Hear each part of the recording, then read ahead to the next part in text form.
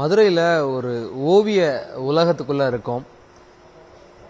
ஒரு மியூசியம்னா நமக்கு பொதுவாக இருக்கக்கூடிய எண்ணம், அங்கே வந்து பழைய பொருட்கள் இருக்கும், அதெல்லாம் நம்ம ரொம்ப பழைய உணர்வுகளை அளிக்கும், இப்படியான ஒரு பொது உணர்நிலை இருக்குல்ல. அதுக்கு மாறா மதுரையில் காந்தி மியூசியத்துக்குள்ளே இருக்கக்கூடிய அரசு அருங்காட்சியகம் வந்து அப்படியே வண்ணமயமாக உயிர் பெற்று நிற்குது. ஒரு மியூசியம் உயிர் பெற்றா எப்படி இருக்கும், அப்படி ஒரு உணர்வு. காந்தி மியூசியத்தில் மதுரை, ராம்நாடு, தேனி, திண்டுக்கல் இப்படி ஒரு 6 மாவட்டங்களை சேர்ந்த ஓவியர்கள் வந்து அவங்களுடைய ஓவியங்களை இங்கே காட்சிப்படுத்தலாம் அப்படிங்கிற மாதிரி ஒரு ஓவிய கண்காட்சி உருவாக்கியிருக்காங்க. 3 நாள் நடக்குது. பிப்ரவரி 24, 25, 26. இங்கே நாம் நிறைய ஓவியங்கள் இருக்குது. ஒவ்வொரு ஓவியங்களை பற்றியும் பேசுகிறதுக்கு இங்கே அந்த ஓவியங்கள் வரைஞ்ச ஆர்டிஸ்ட் எல்லாம், கலைஞர்கள் எல்லாம் நம்ம இங்கே கூடவே இருக்காங்க. அவங்க எல்லாம் ஒருத்தராக பேச போகிறோம். அடிப்படையில் ஒரு ஒரு உதாரணத்துக்கு இந்த பெண்ணோட ஓவியத்திலேருந்து துவங்குறோன்னு வைங்களேன். அது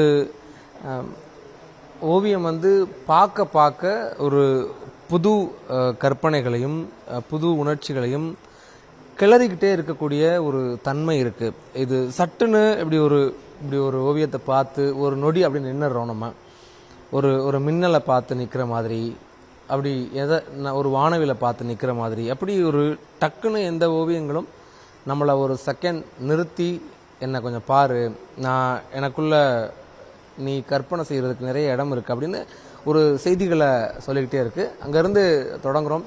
நிறைய ஓவியங்கள் இருக்குது. ரொம்ப தஞ்சை ஓவியங்களில் தொடங்கி இன்னைக்கு மாடர்ன் ஆர்ட் வரைக்கும், நவீன ஆர்ட் வரைக்கும், அதுக்குள்ளே வேறு வகையில் ஆயில் பெயிண்டிங் ஆகட்டும், அக்ரலிக் பெயிண்டிங் ஆகட்டும், வேறு கலர்ஸில் போஸ்டர், வேக்ஸ் எல்லாம் வச்சு ஒரு பெயிண்டிங் இருக்குது. அது என்ன முறைன்னு கேட்டு தெரிஞ்சுப்போம் உங்கள்கிட்ட. இந்த மாதிரி நிறைய வகை இருக்குது. இதில் அதுக்குள்ளே அப்ஸ்ட்ராக்ட் ஆகட்டும், இப்படி வெவ்வேறு வகையான ஓவியங்கள் வகைமை மாறிக்கிட்டே இருக்குது. எல்லாத்துலேயும் வெவ்வேறு உச்சங்களை நம்மளுடைய கலைஞர்கள் தொடுறாங்க. அது கற்பனையால் மட்டுமே ஓவியங்களில், வண்ணங்களில், கோடுகளில் இது வழியாக அடையக்கூடிய ஒரு உச்சம் இருக்குது. மனிதர்கள் அன்றாடங்களில் நிஜ உலகில் பார்க்க முடியாத கற்பனைகளை சென்று தொடக்கூடிய சாத்தியங்களை ஓவியங்கள் அளிக்குது. நம்ம இங்கேருந்து தொடங்குகிறோம். வணக்கம் மேம். இப்போ இந்த 3 ஓவியங்கள் அவங்க வரைஞ்சது. ஒரு புத்தர், இது என்ன ஸ்டைல் ஆஃப் பெயிண்டிங், அதில் என்ன நுணுக்கங்கள் நீங்கள் யூஸ் பண்ணியிருந்தீங்க? வணக்கம், நான் ஓவியர் லீனா பேசுகிறேன். இதில் வந்து நான் 3 என்னுடைய பெயிண்டிங் வந்து டிஸ்பிளேல வச்சுருக்கேன். இது 3மே வந்து எண்ணெய் ஓவியம், அதாவது ஆயில் பெயிண்டிங்ஸ். இது வந்து ஃபிகரேட்டிவ் டைப்பில் நான் பண்ணியிருக்கேன், போர்ட்ரேட்ஸில் பண்ணியிருக்கேன். இதிலே லேண்ட்ஸ்கேப்பு எல்லாத்துலேயுமே பண்ணலாம். இந்த அருமையான வாய்ப்புகளை வந்து ஏற்படுத்தி கொடுத்த மதுரை மாவட்டம் கலை பண்பாட்டுத்துறைக்கு முதல்ல வந்து எல்லாருடைய ஓவியர்கள் சார்பாகவும் நான் வந்து நன்றியும் பாராட்டுகளையும் தெரிவிச்சுக்கிறேன். இதோட நிற்காம எங்களுக்கு வந்து நிரந்தரமான ஒரு காட்சி கூடமோ இல்லை ஒரு பயிற்சி மையமோ குழந்தைங்களுக்கு சொல்லித்தரதுக்கு நாங்கள் வந்து ஆர்வமாக இருக்கோம். எல்லாருக்குமே இந்த கலை போய் சேரணும்னு நான் எல்லாரும் சார்பாகவும் நான் வந்து கேட்டுக்கிறேன். அதற்கு வந்து அரசு வந்து எங்களுக்கு ஒரு நல்ல கலைக்கூடம் வந்து நிரந்தரமான கலைக்கூடம் அமைச்சு கொடுத்தாங்கன்னா ரொம்ப நல்லபடியாக இருக்கும். அவங்க இது வந்து ஒரு ஆயில் பெயிண்டிங் வகைமை சார்ந்தது. அதோட பேசும்போது ஒரு சின்ன கோரிக்கையை வைக்கிறாங்க, நிரந்தரமான ஒரு கலைக்கூடம். இப்போ வந்து தற்காலிகமாக ஒரு 3 நாளைக்கு மியூசியத்துக்குள்ள இருக்கிற ஒரு சின்ன அறையில் பயன்படுத்திக்கிற வாய்ப்பு கொடுத்துருக்காங்க. இதை நிரந்தரமாக உருவாக்கி தரணும் அப்படிங்கிறாங்க. அது ரொம்ப அவசியமானது கூட. உலகம் முழுக்க கலையை அதிகமாக மதிக்கக்கூடிய எல்லா நாடுகள்லையும் இந்த மாதிரியாக ஓவியம் சார்ந்து நிரந்தரமான அரங்குகள் எல்லா காலமும் இயங்கக்கூடிய வகையிலெல்லாம் வச்சுருக்காங்க. அதுபோல் ஒரு அரங்கம் மதுரையிலையும் உருவாக்கணும் அப்படிங்கிற ஒரு கோரிக்கை வைக்கிறாங்க. இது இங்கே இன்னொரு ஓவியர் இருக்கிற அண்ணன், அவர் 3மே மதுரையினுடைய விழாக்களை மையமாக வச்சு, மதுரையினுடைய விழாக்கள் வந்து பண்பாட்டு தளத்தில் எவ்வளவு தூரம் முக்கியமாக, இன்னும் எத்தனை 1000 வருஷங்களுக்கு அப்புறம் அதனுடைய அது தீவிரம் குறையாம தொடருது. அப்போ அது ஓவியத்திலையும் பிரதிபலிக்கும் இல்லையா? அப்போ இங்க அப்படி 3 ஓவியங்கள். சார், உங்களுடைய ஓவியங்கள் என்ன பயன்படுத்தி என்ன நுட்பத்தில் பண்ணியிருக்கீங்க? ஒன்றும் இல்லை சார், நான் ஆக்சுவலாக மதுரை தான். நான் பார்த்த காட்சிகள், எனக்கு பிடித்த மனிதர்கள், நான் வணங்கிய தெய்வங்கள், நான் நேசித்த காட்சிகள், நான் சென்ற இடங்கள், நான் விளையாண்ட இடங்கள், இதுகளைத்தான் நான் பார்த்ததை தான், எனக்கு பிடிச்சதை தான் நான் செஞ்சுருக்கேன். அது வாட்டர் கலரில் செய்கிறது கொஞ்சம் எனக்கு கொஞ்சம் பிடிக்கும். எல்லா மீடியம் செய்யலாம், வாட்டர் கலர் எனக்கு கொஞ்சம் பிடிக்கும். இல்லை, அது என் இஷ்டத்துக்கு அது போகும். நான் என்ன நினைக்கிறேனோ அது அப்படியே கொண்டுட்டு வருவேன். மற்றது கொஞ்சம் காய வச்சு இது பண்ணி தான் டைம் எடுக்கும். இதில் நீங்கள் வரைஞ்சிருக்கிறது இது என்ன இடம் சார்? இது என்ன? இது தெற்கு கோபுர வீதி சார். இது மதுரை தெற்கு கோபுர வீதி. அதில் அந்த காலத்தில் மதுரைனா குதிரைன்னு சொல்லுவாங்க. அந்த மதுரையில் இந்த குதிரை வண்டியெல்லாம் இப்போ பார்க்கறது இல்லைன்னு தான் சொல்ல முடியும். இதெல்லாம் அந்த காலத்தில் இருந்தது. நான் போயிருக்கேன்.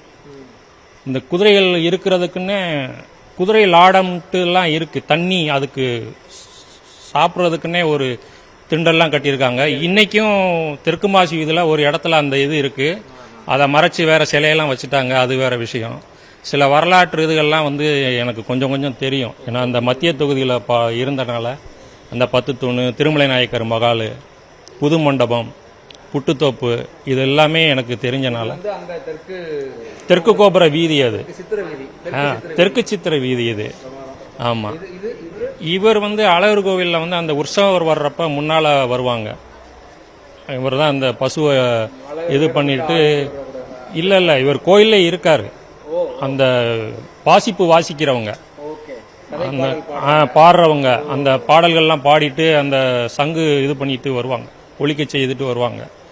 அவங்கள எனக்கு பார்க்குறப்பெல்லாம் ஒரு காட்சியாக செய்யணுமேன்ட்டு இது நானே ஃபோட்டோகிராஃபி எடுத்து நானே செஞ்சது. யாருதையும் காப்பி பண்ணலை. என்னுடைய பெயிண்டிங் எல்லாமே 3மே என்னுடைய எனக்கு பிடிச்ச காட்சிகளை தான் செஞ்சுருக்கேன். இது திக்கு விஜய காட்சி.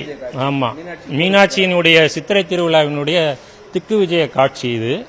அது எனக்கு பிடித்ததை என்னுடைய அமைப்புக்கு தகுந்த மாதிரி நான் மாற்றி செஞ்சுருக்கேன். இந்த மாதிரி இருக்குமே அப்படின்னு சொல்லிட்டு. இது நிரந்தரமாக இருக்கணும்னு தான் சார் நாங்கள் விருப்பப்படுறோம். மதுரை ஓவியர்கள் கலை வளர்த்த மதுரை இது. ஆனால் இங்கே காட்சி கூடமோ இல்லை கல்லூரிகளோ எதுவுமே கிடையாது. எல்லாரும் இங்கே பார்க்கறதுக்கே இந்த கலையை ரசிக்க தான் வர்றாங்க. உலகமெங்கெல்லாம் இருந்து வர்றாங்க. இந்த கோயில்களையும் இந்த சிற்பங்களையும் இந்த பாரம்பரிய ஓவியங்களையும் இதெல்லாம் பார்க்கறதுக்கு தான் வர்றாங்க. ஆனால் இதை வெளியோட்டமாக பார்த்துட்டு போயிடுறாங்க ஒழிய ஒரு காட்சி கூடத்தில் இருந்தால் இன்னும் நல்லா இருக்கும், இன்னும் வெளியில் தெரியும், இன்னும் நிறையா ஓவியர்கள் அவங்களுடைய திறமையை இன்னும் கொண்டு வருவாங்க. வர்றவங்க இதை எங்கே வாங்குறேன்னு கூட நிறையா பேருக்கு தெரியல. நிறையா ஓவியர்கள் கஷ்டப்படுறாங்க. அவங்களுக்கெல்லாம் இந்த அரசும் இந்த இதுவும் ஒரு நல்ல வாய்ப்பை ஏற்படுத்தி கொடுக்கணும். நல்ல ஒரு நிரந்தரமான ஒரு காட்சி கூடமோ, இந்த குழந்தைகளுக்கு ஒரு கல்வி, ஓவிய கல்வி பள்ளிக்கூடத்தில் மட்டும் இருந்தால் பத்தாது. இந்த மாதிரியான இடங்களில் பயிற்சி பட்டறைகள் அதெல்லாம் இருந்தால் தான் குழந்தைகள் நாளைக்கு இந்த கலையை காப்பாற்றி கொண்டுட்டு போக முடியும். அதெல்லாம் செய்யணும்னு இந்த அரசையும் இந்த கலைப்பண்பாடு துறையும் மிக தாழ்மையுடன் கேட்டுக்கொள்கிறேன். நன்றி, வணக்கம். அவர் அதே கோரிக்கையை முன்வைக்கிறாங்க, நிரந்தரமான ஒரு இடம் வேணும் அப்படிங்கிறது. அவங்க வரைஞ்ச பெயிண்டிங் இது தெற்கு சித்திரை வீதியில் நம்ம இன்னைக்கு பார்க்குறோம். அது ஒரு 1000 வருஷங்களுக்கு முன்னால் எப்படி இருந்திருக்கும் அப்படின்னு ஒரு கற்பனை செஞ்சு போகக்கூடிய ஒரு சாத்தியம் இது. நம்மளால் அந்த அந்த குதிரையுடைய முடி அசைகிறத கற்பனை பண்ணி போக முடியும். அடுத்த இதில் இருந்து அந்த வண்டி சக்கரம் நகர்ந்து போகிறத கற்பனை பண்ணிக்க முடியும். ஒரு விஷுவலாக ஒரு ஸ்பேஸை இந்த ஓவியங்கள்லாம் உருவாக்கி கொடுக்குது. இவர் நம்ம அழகர் திருவிழாவில் பலர் பார்த்துருக்கலாம், பார்க்காம கூட இருக்கலாம். அவரை ஒரு பூம்பு மாடு வச்சுட்டு அழகருடைய கதை பாடல் பாடக்கூடிய ஒரு மனுஷர் இங்கே ஓவியமாக வந்திருக்கார். பாருங்க, பண்பாடு நம்ம எங்கே தவற விட்டாலும் எங்கே கடந்து போனாலும் அது ஆவணமாக வேண்டிய வழிகளில் ஆவணம் ஆகிக்கிட்டே இருக்கு. இதுக்கப்புறம் இது ஒரு மாடர்ன் ஆர்ட். ஆமாம், அது மீனாட்சியுடைய திக் விஜய காட்சி, மதுரை மீனாட்சி சித்திரத்திலால. இப்போ இப்படி நிறைய இருக்கு. இதில் இன்னொரு பயங்கர இன்ட்ரெஸ்டிங்கான ஒரு ஏரியா என்ன அப்படின்னா, இங்கே அது அவங்களே சொல்லணும், இது பனை அதை காட்டுங்கண்ணே. இது வந்து நம்ம ஏதோ ஏதோ புதுசாக பண்ணியிருக்காங்க அப்படின்னு தோணும். ஆனால் இது ஒரு பனை விதையில் முழுக்க பனை விதையை வச்சே பண்ணியிருக்காங்க. ஆனால் இது என்ன இது என்னன்னா, நம்ம நொங்கு சீசன் முடிஞ்ச பிறகு வந்து பனை மரத்தில் நொங்கை சீக்காமல் விட்டோம் அப்படின்னா அது வந்து பனம் பழமாயிரும். அந்த பனம் பழமானது வந்து மரத்துலேருந்து கீழே விழுந்த பிறகு நம்ம முன்னோர்கள் என்ன பண்ணாங்கன்னா அதை எடுத்து சாப்பிடக்கூடிய ஒரு வழக்கமும் இருந்துச்சு. அதை சாப்பிட்டு முடிச்ச பிறகு நம்ம முன்னோர்கள் என்ன பண்ணி வச்சாங்கன்னா குழந்தைகளுக்கு வந்து பொம்மைகளாய் செய்து கொடுக்கக்கூடிய ஒரு வழக்கம் வச்சுருந்தாங்க. அது போக இதில் வந்து ஒரு நம்பிக்கையும் வச்சுருந்தாங்க. என்னன்னா இதுக்கு பேர் வந்து திஷ்டி பொம்மைன்னு வச்சுருந்தாங்க. அன்றைய காலகட்டங்களில் இந்த திஷ்டி பொம்மையை வந்து வீட்டு வாசல்கள்லையும் தொங்க விட்டுருந்ததையும் ஒரு வழக்கமாக வச்சுக்கிட்டு வந்தாங்க. நாளடைவில் இது என்ன ஆயிடுச்சுன்னா பிளாஸ்டிக் மோகம் மனிதன்கிட்ட வந்து ரொம்ப ஆர்ப்பரித்த பிறகு இதை வந்து நம்ம வந்து இழந்துட்டோம். இதை வந்து பயன்பாட்டில் இருந்து விட்டுட்டு இன்றைக்கி வந்து வெறும் பிளாஸ்டிக் பொம்மைகளை மட்டுமே கொடுத்துக்கிட்டு பயன்படுத்தக்கூடிய ஒரு சூழலுக்கு வந்துட்டோம். இதை என்னுடைய வயசுக்கு இதை நான் இழந்து 27 வருடங்களுக்கு மேலே ஆயிடுச்சு. இதை சமூக வலைதளங்களில் நான் தேடி பார்க்கும்போது அந்த சமூக வலைதளம் எனக்கு கொடுத்த விடை வந்து நாட் ஃபவுண்டு, இப்படி ஒரு பொருள் எங்ககிட்ட இல்லை அப்படின்னு சொல்லுது. ஆனால் இன்னைக்கு போய் நம்ம இதை திரும்ப அதே சமூக வலைதளத்தில் இன்றைய இளைய தலைமுறையினுடைய பார்வைக்கு கொண்டு போகிறதுக்காக இன்னைக்கு இதை உருவாக்கி வச்சுருக்கோம். இதை வந்து இன்னைக்கு போய் தேடி பார்த்தீங்கன்னா இதனுடைய அடுத்தடுத்த பரிணாமங்களில் என்னென்ன பொம்மைகள்லாம் நம்ம செஞ்சுருக்கோன்றதை இன்னைக்கு பனை விதியில் கிடைக்கக்கூடிய நமது பாரம்பரிய பொம்மையில் இதுவும் ஒன்று. அதை வந்து இன்னைக்கு உருவாக்கி கொண்டு வந்துட்டோம். இதனது அடுத்த கட்ட பயிற்சியாக தான் இதில் வந்து சிங்க பொம்மைகள் செஞ்சு கொண்டு வந்தோம். இதில் சிங்கம்,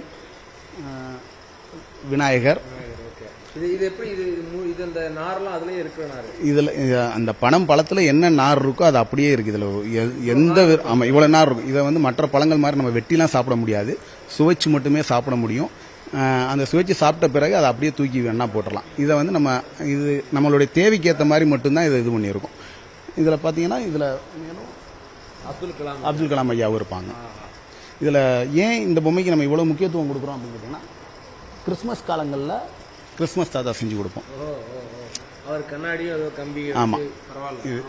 இது ஏன் இதுக்கு இவ்வளோ முக்கியத்துவம் கொடுக்குறோம்னா நம்மளுடைய பாரம்பரியமான பனைமரம் வந்து நம்மகிட்ட வந்து இழந்துக்கிட்டும் இருக்கும். அடுத்த தலைமுறைக்கு வந்து காட்சி பொருளாக இருக்கக்கூடிய ஒரு சூழல் வருது. இந்த விதையை வந்து நீங்கள் இப்பயும் விதைச்சு வச்சிங்கன்னா கூட முளைத்து வரக்கூடிய ஒரு தன்மை இருக்கும். பனை விதை வந்து குறைந்தபட்சம் 1 வருடத்துக்கு வந்து அதனுடைய வீரியம் இருந்துக்கிட்டே இருக்கும். அது வந்து மண்ணுக்குள்ளே போகிற வரைக்கும் அது உயிர்ந்துக்கிட்டு இருக்கும். அது இப்போ அதனால தான் குழந்தைகள் மத்தியில் இது ஒரு விழிப்புணர்வாக இருக்கட்டும். இந்த ஒரு சூழலில் நமக்கு இந்த மாதிரி கலைப்பொருள் நம்மளுடைய பாரம்பரிய பொம்மையை வந்து இங்கே வந்து கொண்டு வந்து சேர்க்கறதுக்கு நமக்கு வாய்ப்பு தமிழக அரசு கொடுத்துருக்காங்க. இந்த இடத்துல ஒரு கூடுதல் பயிற்சி வகுப்புகள் ஏதாவது அதுக்குன்னு ஒரு பெரியதாக சொல்லாட்டியும் கொடுத்தாங்கன்னா இதாக இருக்கும். இது எவ்வளோ ஒரு இன்ட்ரெஸ்டிங்கான ஒரு கிரியேச்சர் பாருங்க. பனை விதையை வந்து நம்ம பார்த்துருக்கோம். பனையில் மேலே தூர்லேருந்து அடி வரைக்கும், நுனியிலேருந்து தூர் வரைக்கும் எல்லாம் பயன்படும். கப்பல் கட்டுறதுக்கெல்லாம் பயன்படுத்தினா அது தமிழ் நிலத்தினுடைய மரம் அப்படிங்கிற அளவுக்கான முக்கியத்துவங்கள்லாம் இருந்தாலும் அதில் பனை விதையில் இப்படி ஒரு அம்சம் இருக்குது அப்படிங்கிறது நிச்சயமாக இந்த தலைமுறைக்கே தெரியாது, பார்த்ததே இல்லை. அவர் தேடி பார்த்துருக்காரு, அங்கே நாட் ஃபவுண்ட் அப்படின்னு வருது. இது ஒரு நுகர்வு கலாச்சாரம் மேலே நுகர்வு மோகத்தின் கேள்வி எழுப்பக்கூடிய ஒரு பொம்மைன்னு தான் நான் பார்க்குறேன், ஒரு படைப்புன்னு தான் பார்க்குறேன். ஏன்னா அவர் பிளாஸ்டிக்கெல்லாம் வரும்போது இதனுடைய எந்த அளவுக்கு பிளாஸ்டிக் பொம்மைகள் வர அது வந்து வெளியே போகிறோம், அது எவ்வளோ தூரத்துக்கு சூழலுக்கு கேடானது இப்படிங்கிற மாதிரியான கேள்விகள் எல்லாம் அந்த பொம்மை பார்க்கும்போது அவரோட பேசும்போது நமக்கு உருவாகக்கூடிய ஒரு தருணங்களை பார்க்குறோம். நிறைய இருக்குது. இது மதுரை புது மண்டபத்தை வந்து நம்ம பெரும்பாலும் வெளியில இருந்து கீழே இருந்து அண்ணாந்து பார்த்துருப்போம். இது புது மண்டபத்துக்குள்ள இருந்து இன்னும் உயரமான இடத்துல இருந்து புது மண்டபத்தை பார்த்தா எப்படி இருக்கும் அப்படிங்கிற ஒரு பார்வை. இது புது மண்டபத்தோட கிழக்கு கோபுரம் இல்லையானா? இது கிழக்கு கோபுரம், சுவாமி கோபுரம், கரெக்ட். பக்கத்தில் கிழக்கு கோபுரம் பக்கத்தில். அது அதான் ஓகே. அதான் இது புது மண்டபத்தை நிறைய பேர் வரைய முயற்சி பண்ணியிருக்காங்க. அதில் இது ஒரு வகையான முயற்சி. இதில் இன்னும் ரொம்ப டக்குன்னு பார்த்தோன்னே நிற்க வச்ச ஒரு படங்களில் ஒன்று இது. காளை, ஜல்லிக்கட்டு காளையினுடைய திமில்ல இருந்து நம்மளால் பார்க்க முடியுமா அப்படிங்கிறது அது முயற்சி. அதுக்கு அதீதமான கற்பனைகளை பண்ணணும். அதை ஒருத்தர் முயன்று பார்த்துருக்காரு. எல்லாம் முன்னாடி இருந்து காளையினுடைய கண்ணை பார்த்துருக்கோம், காளையினுடைய கால்களை பார்த்துருக்கோம். காளையினுடைய திமில்ல இருந்து உலகத்தை பார்க்கறது அப்படிங்கிறது இதுவும் ஒரு பிரமாதமாக இருந்தது இந்த பெயிண்டிங்கும். அதுக்கடுத்து சார் இது சார் 2 ஓவியங்கள் வச்சிருக்காங்க. இது இது என்ன ஸ்டைல் சார்? இது வந்து போஸ்டர் கலரில் பண்ணது யசோதை கிருஷ்ணர் இந்த ஓவியம். இதில் என்ன நம்ம கவனிக்கிறது? இது வந்து நம்ம ஓவியம்னா மைன்யூட்டாக பொறுமையாக பண்ணணும். இந்த ஓவியங்கள் வந்து தெளிவாக இருக்கணும். நம்ம அவசர அவசரமாக அரைகுறையாக பண்ணக்கூடாது. பொதுவாக யாராக இருந்தாலுமே அந்த சின்ன ஓவியம் வந்தாலும் தெளிவாக இருக்கணும், தெளிவாக. ஒரு ஓவியங்களை வச்சு ஸ்மைல் கிருஷ்ணர், இது ஸ்மைல் கிருஷ்ணர், இது வேற ஸ்டைல், வேற மாடல். இதிலே தஞ்சாவூர் பெயிண்டிங்கும் இருக்கு. இப்போ தஞ்சாவூர் பெயிண்டிங் வந்து இப்போ கைவசம் இல்லை. ஆக்சுவலாக தஞ்சாவூர் பெயிண்டிங் ஆர்டிஸ்ட் நான்.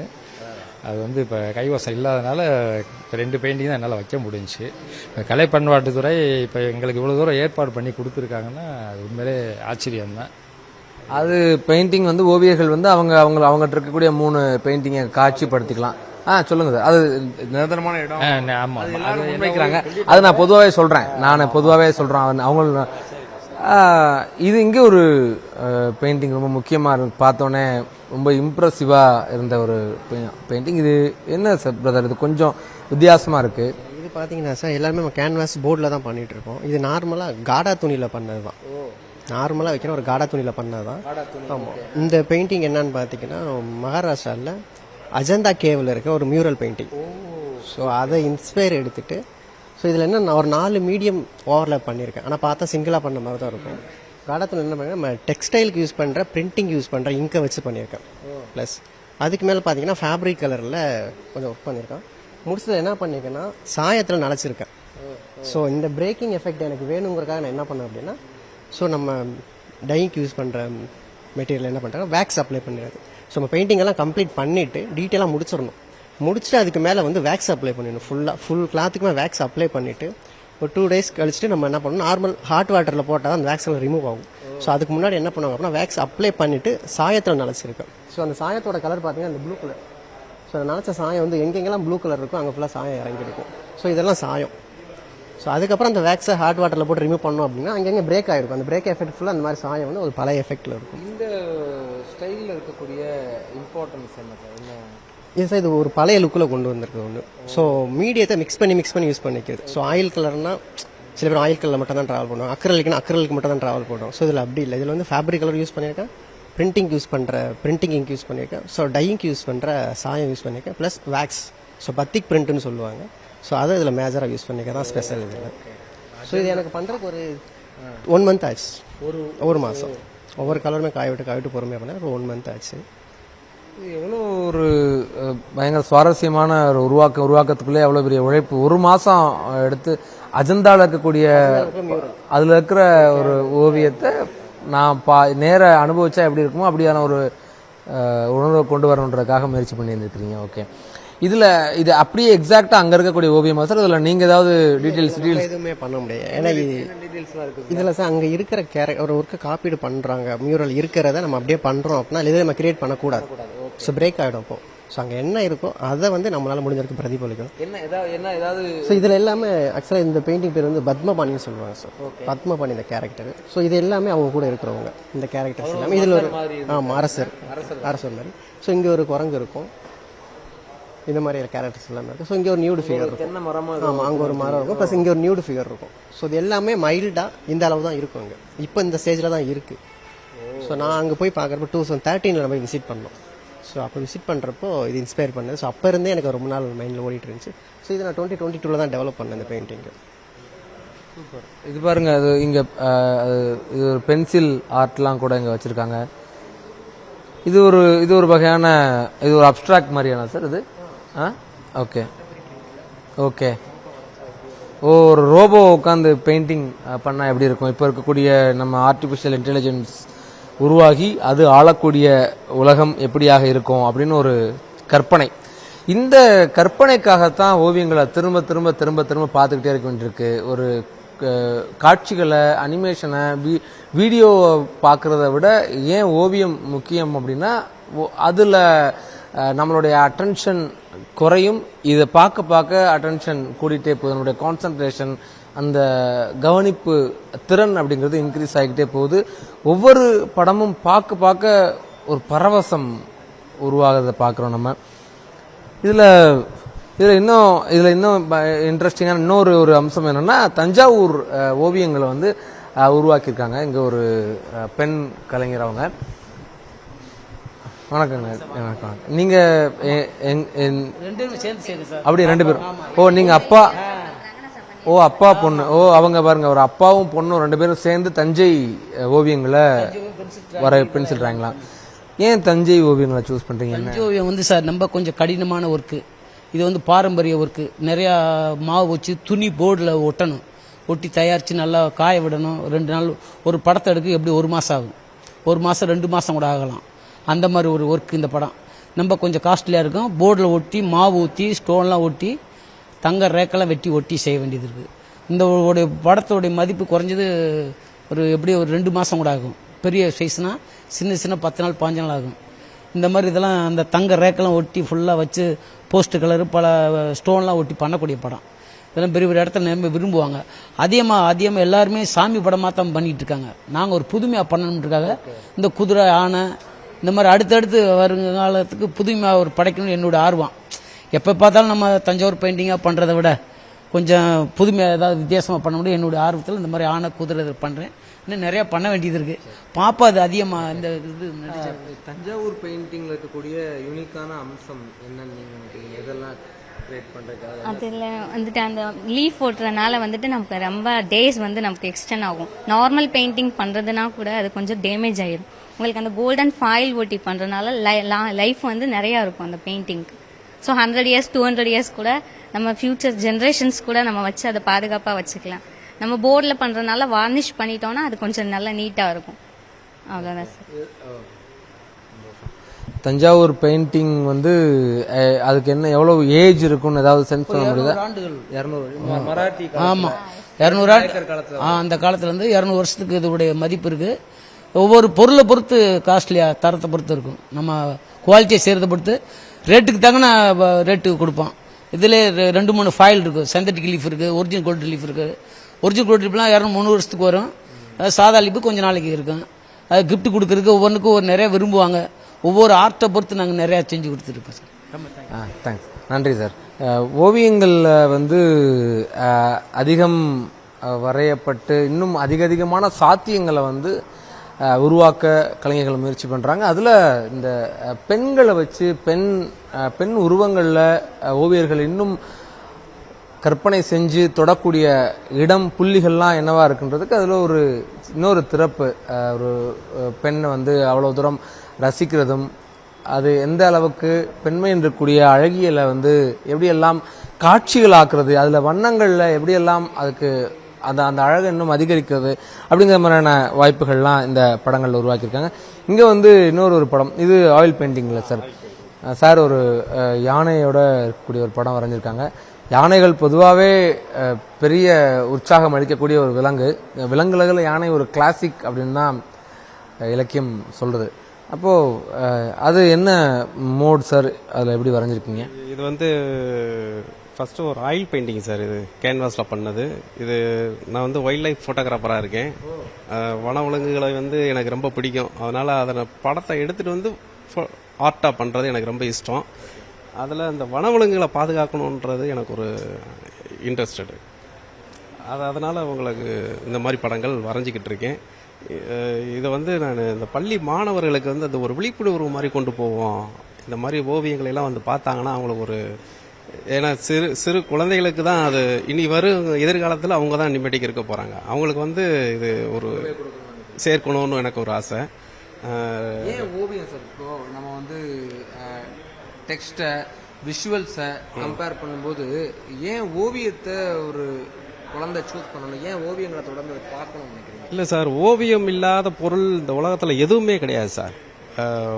ஒரு சின்ன ஒரு குண்டு பின்னாக இருக்கட்டும் அல்லது ஒரு எந்த பொருளாக இருக்கட்டும், அது ஓவியம் ஒரு வடிவமைப்பு இல்லாமல் எதுவுமே கிடையாது. இந்த உலகத்தில் எதுவுமே கிடையாது, ஓவியர்கள் இல்லாமல் எதுவும் கிடையாது. அதுதான் எனக்கு நான் வந்து 3வது தலைமுறையாக தான் இந்த இது பண்ணிக்கிட்டு இருக்கேங்க. தாத்தா அது என்னால் விடவும் முடியல. அதுவாக வருது எனக்கு.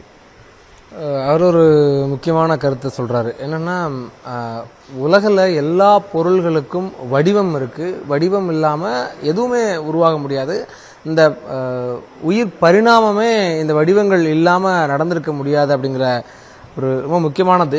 இன்னைக்கு விஷுவல்ஸ் டிவிக்களை பார்க்க வேண்டியதுக்கு மாற்றாக ஏன் ஓவியங்களை தொடர்ந்து பார்க்கணும் அப்படிங்கிறது ஒரு ரொம்ப முக்கியமானது. இதில் ஒரு பெண்ணுடைய அழகான உருவம், நிறைய ஓவியங்கள் இருக்கு. நமக்கு அதனுடைய வகைகள் அதை பற்றின இம்பார்ட்டன்ஸ் இல்லை. இங்கே இருக்கக்கூடிய கலைஞர்கள்ட்ட பேசுகிறோம். இதுவும் தஞ்சாவூர் பெயிண்டிங். இது என்ன வகையான பெயிண்டிங்? என்ன சார் இது? என்ன இதை பற்றி தெரியுமா உங்களுக்கு? ஏதாவது ஐடியா இருக்கா? ரொம்ப அழகாக இருக்கு. இது அப்ட்ராக்ட் மாதிரி தானே? இதுவும் மாடர்ன் ஆர்ட். ஓகே. ஆக்சுவலாக ஒரு ஓவியர் பண்ணியிருக்காங்க. ஓகே. இது வந்து மாடர்ன் ஓவியம்னு சொல்லுவாங்க. ஓகே. ரேராக தான் பண்ணுவாங்க. ஓ ஓகே. ஆனால் இது வந்து இப்போ ரொம்ப ஃபேமஸ். இதில் இங்கே ஒரு கண் இருக்கா? கண்ணு இதில் ஒரு உருவம் மாதிரி அமைச்சிருக்காங்க. ஓஹோ ஓகே. ஓ அந்த மாதிரி ஆதாம் ஏவாள். ஓகே. இந்த உருவம் இணைஞ்ச மாதிரி அது ஆர்டிஸ்ட் மைனூட்டை பார்த்தா தான். இதுவும் அப்படிதான் மாடர்ன் ஆர்ட். இங்கே இதில் இந்த ஓவியம் வந்து எப்படி இப்போ நமக்கு வந்து எழுத்துல மரபு தொடங்கி அப்புறம் நவீனம் வந்து இப்போ பின்னவீனத்துவம் இப்படி இந்த அளவுக்கு எழுத்துக்குள்ள இருக்கக்கூடிய அமைப்பு மாறும்போது ஓவியத்திலையும் அந்த மாதிரி நிறைய மாறி மாறி அதனுடைய உச்சம் இன்னைக்கு வந்து மாடர்ன் ஆர்ட். இது வந்து எதுவும் நாமளா பார்த்து பார்த்து பார்த்து பார்த்து அந்த வண்ணங்கள் வழியா, அந்த கோடுகள் வழியா, அந்த உருவங்கள் வழியா நாம ஒன்றை கண்டடைகிறது இருக்குல்ல, அது ஓவியர் நினைக்காத ஒன்னா கூட இருக்கலாம். அவரோட சப்ளைம்ல இருந்து ஒன்று வெளியா இருக்குல்ல, அவருடைய அகத்துல ஆழ் மனத்து ஒன்று வெளியா இருக்குது. இது ஒரு ஜல்லிக்கட்டு மாடு, அதாவது ஒரு அணையிற மாதிரி. இதுல ஒரு மாடர்ன் ஆர்ட்டுக்குள்ள ஒரு அந்த உருவங்களை பார்க்கறதுங்கிறது ஒரு பரவசம் மூட்டக்கூடிய ஒரு அனுபவம் தான். ஏன்னா சார் அதை பத்தி சொல்றேங்கிறாரு ஒருத்தர். சார் இதுல மாடர்ன் ஆர்ட்டுடைய சாத்தியம் அல்லது அது அளிக்கக்கூடிய திறப்புகள்லாம் என்னவா இருக்கும் சார்? மாடர்ன் ஆர்ட்ன்றது ரொம்ப அரிய ஓவியம் சார். அது வந்து ஒரு சில பேருக்கு மட்டும்தான் அது பண்ண வரும். அது வந்து கற்றுக்கிறது கூட கொஞ்சம் அரியது தான். ஏன்னா அது வந்து இயற்கையாக வர்றது. ஓவியன்றது இயற்கையாக உருவாகிறது. ஏன்னா இப்போ தஞ்சை ஓவியம், இப்போ அந்த வாட்டர் கலர், இப்போ இந்த மாதிரி ஓவியங்களை சொல்ல பழகிடுவாங்க. ஏன்னா மாடர்ன் ஓவியன்றது அது வந்து அதுக்குள்ள ஒரு ஓவியத்தை கொண்டு வரணும். அதனாலதான் அந்த மாடர்ன் ஓவியத்தை மட்டும் கொஞ்சம் ஒரு சில பேருக்கு அதை புரிஞ்சு பார்த்தாதான் அதில் உள்ள ஒரு கருத்து தெரியும் நம்மளுக்கு. மேலோட்டமா பார்த்துட்டு போனா ஒண்ணுமே புரியாது. அது பொதுவா வரக்கூடிய தஞ்சை பெயிண்டிங்கோ அல்லது வேற ஏதோ வகையான ஓவியங்களோ வரைகிறது கூட பயிற்சியில வரைஞ்சிட முடியும். ஆனா இது மாடர்ன் ஆர்ட் வந்து பயிற்சியில வர முடியாது. அது சப்ளைமா அவங்களுக்குள்ள இருந்து ஒரு ஆமா, அது தொடர்ந்து தானாக ஒரு கலைஞன் நினைச்சு மேற்கொண்டு போகக்கூடிய இது ஒரு வகையான மாடர்ன் ஆர்ட். இதுல வந்து ஆயில் பெயிண்டிங்ல ஒரு பையன் இன்னைக்கு இருக்க சோசியல் மீடியா அதனுடைய தாக்கம் வந்து குழந்தைகளை என்ன பண்ணுது, ஒரு மெசேஜ் இருக்கு, அதுக்குள்ள ஓப்பனாவே ஒரு மெசேஜ் இருக்கு. உதாரணத்துக்கு இன்ஸ்டாகிராம், ஃபேஸ்புக், வாட்ஸ்அப் எல்லாமே நம்ம மைண்ட்ல நாலேஜ்ல இருக்கு. படிப்பறிவு இல்லாம ஃபேஸ்புக், இன்ஸ்டாகிராம், வாட்ஸ்அப்னு இப்படி போயிட்டு இருக்க உலகம். எப்படி அதை வந்து ஒரு ஓவியத்துல வந்து அப்படி காட்டியிருக்காங்க. அது ஒரு வித்தியாசம். ஓவியத்துல வந்து இன்னைக்கு இருக்கக்கூடிய சமூக வலைதளங்கள் எந்த அளவுக்கு நம்மளை தின்னுட்டு இருக்கு அப்படின்றத ஒரு சில விஷயங்களை அப்படி சொல்றாங்க ஓவியம் வழியாக மாடர்னா. இப்ப தொடர்ச்சியா இன்னும் கூட நிறைய ஓவியங்கள் இருக்கு, நிறைய பேசலாம். இது வந்து ஒரு கியூபிசம் ஃபார்மேட்ல ஒரு முயற்சி பண்ணிருக்காங்க. இது ஒரு அப்டிராக்ட். பக்கத்தில் இருக்கக்கூடியது ஒரு ஆயில் பெயிண்டிங், கியூபிசம் இல்லையா? கியூபிசம் அப்படிங்கிற ஒரு வகை. சொல்லுங்க மேம். வணக்கம், என் பேர் கயல்விழி, மதுரையில் இருக்கேன். இந்த மாதிரி நாங்கள் வந்து நானும் என்னுடைய கணவரும் சேர்ந்து தான் இந்த மாதிரியான பெயிண்டிங்ஸ் எல்லாம் பண்ணிட்டு இருக்கோம். பெண்களை வச்சு அவங்களுடைய மிருகங்களோட இருக்கிற வாழ்வியலை அதை வந்து பேஸ் பண்ணி நாங்கள் வந்து சீரியஸாக பண்ணிட்டு இருக்கோம். இதில் வந்து பார்த்தீங்கன்னா பூம்பும் மாடு அப்படிங்கிறது வந்து பழமையாக ஆயிட்டு அது அழிஞ்சே போச்சு. அதை பேஸ் பண்ணி நாங்கள் பண்ணியிருக்கோம் இந்த பூம்பும் மாடு. இது வந்து பார்த்தீங்கன்னா நம்மளுடைய யானைகள்லாம் வந்து அந்த காலத்தில் வந்து பெண்களோட ரொம்பவும் இணைஞ்சு தான் இருந்தது. இப்போ தான் அது படிப்படியாக யானைகள் வந்து தனியாக போயிட்டு, முன்னாடி வந்து யானைகளும் நம்மளோட வாழ்வியலில் ஒன்றா தான் இருந்தது. அதுக்காக யானைகளையும் அந்த ஒரு பெண் அதையும் பண்ணியிருக்கேன். அதே மாதிரி இது வந்து பார்த்திங்கன்னா பொய்க்கால் குதிரை. பொய்க்கால் குதிரைங்கிற வழக்கம் வந்து இப்போ கிட்டத்தட்ட அழிஞ்சு போயிட்டு வர ஒரு வழக்கமாக இருக்குது. அதையும் நாங்கள் வந்து முன்காலத்தில் அந்த குதிரைகளோட அந்த பொய்க்கால் குதிரை நடனமும் அதுவும் எப்படி இருந்தது அப்படிங்கிறத வச்சு நாங்கள் அதை ஒரு இதுவாக பண்ணிகிட்ருக்கோம். எல்லாமே ஆயில் பெயிண்டிங்ஸ். அவங்க வந்து நம்மக்கிட்ட இருக்கக்கூடிய நடன கலை இருக்குல்ல, அதையும் விலங்குகளையும் தொடர்பு படுத்தக்கூடிய, ரெண்டையும் இணைக்கக்கூடிய ஒரு சப்ளைமான ஒரு ஆழ் மனத்திலிருந்து வெளிப்பட்ட ஒரு சில தொடர்புகள், அதை வந்து ரொம்ப அழகாக இருக்குது. ரொம்ப பிரமாதமாக அதை ஓவியமாக்கியிருக்காங்க. அதான் இப்படி நிறைய நமக்கு வந்து முழுக்க இந்த அரசு அருங்காட்சியகத்துக்குள்ள இந்த ஓவிய அரங்கு அப்படிங்கிறது நமக்கு இந்த பரவசத்தை நம்ம வேற எதுலையுமே அடைய முடியாது. இப்படி வெவ்வேறு சுவை, வெவ்வேறு வண்ணம், வெவ்வேறு ஆழ்மனம், ஓவியர்களுடைய ஆழ்மனம் எங்கெல்லாம் எப்படியெல்லாம் வெளிப்பட்டிருக்கு அப்படிங்கிறது வந்து பயங்கர ரொம்ப சுவாரஸ்யமான ஒரு பகுதியும் கூட. காட்சிகள் எந்த அளவுக்கு மூளையினுடைய கூர்மையை மழுங்கடிக்குதோ அதுக்கு நேர் எதிராக, இன்னும் சொல்லப்போனால் பாறை ஓவியங்களில் தொடங்கி ஓவியம்தான் மனிதனை பரிணாமப்படுத்தியிருக்கு அப்படின்னு ஒரு கலைஞர் கூட சொன்னார். அப்போது அந்த பரிணாமத்தினுடைய ஒரு உச்ச சாத்தியங்களை நிறைய இங்கே பார்த்துருக்கோம். அவசியம் வந்து பார்க்கணும். எல்லாரும் ஓவியங்களை ஏன் பார்க்கணும் அப்படிங்கிறதுக்கு தொடர்ச்சியாக இங்கே பேசின இதுலேருந்து தெரிஞ்சிருக்கும். ஓவியங்கள் பார்க்கறது தான் ஒரு ஆழ் மனம் என்னவாகவெல்லாம் இயங்குது. அதுலேருந்து நம்ம சிந்திச்சு கற்பனை பண்ணி மேலே போகக்கூடிய சாத்தியங்களை ஓவியங்கள் வழியாகத்தான் அடைய முடியும். ஓவியங்கள் வழியாகத்தான் குழந்தைகள் வந்து இன்னைக்கு இருக்கக்கூடிய அட்டென்ஷன் ஸ்பேனை அவங்களுக்கு குறையுது இல்லையா, அதுல இருந்தெல்லாம் வெளியே வர்றதுக்கு உண்டான, அதை இன்னும் அதிகரிச்சுக்கிறதுக்கான, இன்னும் மூளையை கவனிப்பு திறனை கூறு தீட்டிக்கிறதுக்கான வாய்ப்புகளை அடிப்படையில் இதை அணுக முடியும். அதுக்கு அப்பால் ஒரு யாரும் சிந்திச்சு மேலே போகக்கூடிய நிறைய சாத்தியங்கள் இங்கே இருக்கு. அதுக்காக இதை பார்க்கணும். பொதுவாக எல்லாரும் இந்த இடங்கள்ல ஓவிய கலைஞர்கள் வைக்கக்கூடிய ஒரு சின்ன கோரிக்கை வந்து என்னவா இருந்தா, பொது கோரிக்கை, நிரந்தரமாக இப்படி ஒரு கலைக்கூடம், நிரந்தரமாக இப்படி ஒரு ஓவிய அரங்கத்தை தமிழக அரசோ இப்படி அருங்காட்சியகத்தில் ஏற்படுத்தணும் அப்படிங்கிறாங்க. பயிற்சி அளிக்கிறதுக்கான அடுத்தடுத்த தலைமைகளுக்கு இப்போ இந்த பனை பொம்மையெல்லாம் பார்த்தோம், அது சார்ந்த பயிற்சியெல்லாம் இன்னும் கொடுக்கறதுக்கான வாய்ப்புகளும் உருவாக்கி தரணும் அப்படிங்கிறாங்க. அதை அரசு பரிசீலனை செஞ்சே ஆகணும். பண்பாட்டு தலைநகரமாக மதுரையை சொல்றோம் அப்படின்னா அங்க குறைந்தபட்சம் இந்த வாய்ப்பாது உருவாக்கி அளிக்கப்படணும் அப்படிங்கிறது தான். நமக்கு இருந்து வெளியே போகும்போது இந்த மியூசியத்தினுடைய இன்னொரு பகுதிக்கு போகும்போது ஒரு உயிர் உள்ள ஒரு உலகத்திலிருந்து வெளியே வந்த ஒரு உணர்வு தான் அது. அதுக்காக அந்த அனுபவத்துக்காகவாது பார்க்கணும்.